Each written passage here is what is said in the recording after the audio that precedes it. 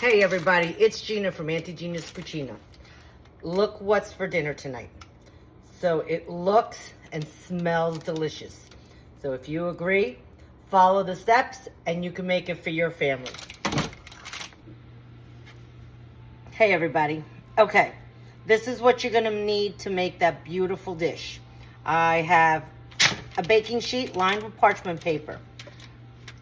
I have about a pound of broccoli florets, pound and a half of baby potatoes, about a pound of string beans, Parmesan cheese, and I have 7 cloves of garlic and some fresh parsley through the mini chop. Olive oil, salt, pepper, and follow the next step. I'll show you what I do. Okay, in this bowl, I have put all the vegetables. This is the garlic and parsley. So just make sure you don't cut yourself. So I'm gonna put it all in. I'm gonna add some salt,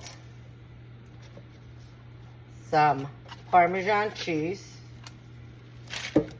all right, and lots of olive oil. I mean lots, all right, because you figure all these vegetables. And now again, clean hands. I'm gonna mix it and I'll show you what I do next. Okay, now see, they're all nice and mixed. We're gonna put them all on the baking sheet. All right, I'm gonna bake these at a 425-degree oven for about 15 minutes. And I'll show you what to do next.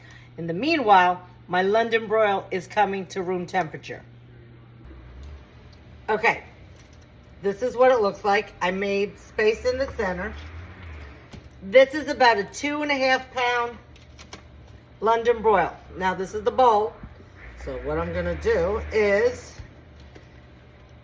see, now put the meat in the center and with your nice clean hands, drip all the oil, garlic, and parsley and spread it nice all over.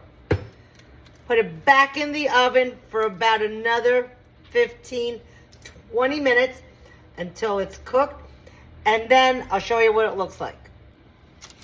All right, everybody, this is about 20 minutes. The meat is rare, so if you want it a little more well done, take it out, pop it in a baking sheet on its own until you exactly like it.